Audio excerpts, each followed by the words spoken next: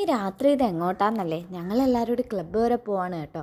പണ്ട് തൊട്ടേ ഉള്ളൊരു ശീലമാണ് ബുക്കൊക്കെ പൂജ വെച്ച് തന്നെ നേരെ ക്ലബ്ബിലോട്ടൊരു പോക്ക്. അന്നൊക്കെ രാവിലെ പോവുമായിരുന്നു. കാരണം കുറേ ഗെയിംസൊക്കെ കളിക്കണം, കുറേ സമ്മാനമൊക്കെ നേടണം എന്നൊരു മൈൻഡിൽ. ഇപ്പം അതിനൊന്നും നേരമില്ല കേട്ടോ. അതുകൊണ്ട് തന്നെ ഇപ്പം എല്ലാം വൈകിട്ട് പോവും.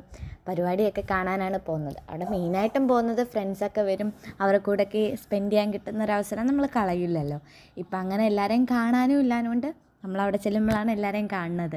കുറേ മൊമെൻറ്റ്സ് ഉള്ളൊരു ക്ലബ്ബാണ്. കാരണം ഫസ്റ്റായിട്ട് ഡാൻസ് കളിക്കുന്നതും പാട്ട് പാടുന്നതും കുറേ ഗെയിംസിലൊക്കെ നമുക്കൊരു കഴിവുണ്ടെന്ന് തന്നെ അറിഞ്ഞൊരു ക്ലബ്ബായിരുന്നു കേട്ടോ. അതുപോലെ തന്നെ തമ്പുരുവിൻ്റെ ആദ്യത്തെ ഡാൻസ് ഇപ്പോൾ അവിടെയാണ് കേട്ടോ. ഇവിടെ അവൾ ഡാൻസൊക്കെ കളിച്ചു, പാട്ടൊക്കെ പാടി. ഭയങ്കര സന്തോഷം ഉണ്ടായിരുന്നു. കാരണം എൻ്റെ കുട്ടിക്കാലവും ഇതുപോലെ എനിക്ക് ഓർമ്മ വരുന്നുണ്ടായിരുന്നു. കുറേ കൊച്ചുമക്കളുടെ ഡാൻസൊക്കെ ഉണ്ടായിരുന്നു. ഇതിൻ്റെ ഇടയ്ക്ക് ഐസ്ക്രീമൊക്കെ കുടിച്ചിരിക്കാൻ അത് വേറൊരു വൈബല്ലേ. രാത്രിയിൽ പിന്നെ ഇങ്ങനെയൊക്കെ എപ്പോഴും കിട്ടുന്ന അവസരമല്ലല്ലോ. അതുകൊണ്ട് തന്നെ മാക്സിമം നമ്മളവിടെ നിന്ന് എൻജോയ് ചെയ്തായിരുന്നു. കുറേ കുട്ടിമക്കളുണ്ടായിരുന്നു. പിന്നെ നല്ല തിരക്കുണ്ടായിരുന്നു. ഇതെപ്പോഴും അവിടെ അങ്ങനെയാണ് കേട്ടോ. കാരണം ബുക്കൊക്കെ പൂജ വെച്ചുകൊണ്ട് തന്നെ കുട്ടികളെല്ലാം അവിടെ കാണും. പിന്നെ ഇരുന്നിട്ടും പ്രോഗ്രാമൊന്നും തീരുന്നില്ല. ലാസ്റ്റ് ഞങ്ങൾ അവിടെ നിന്ന് ഇറങ്ങി. കാരണം ഞങ്ങളുടെ നടുവിൻ്റെ കാര്യത്തിൽ ഒരു തീരുമാനമായി. അമ്മാതിരി ക്ഷീണിച്ചായിരുന്നു. പിന്നെ നാളത്തേക്കുള്ള ചർച്ചയാണ് ഈ നടക്കുന്നത്.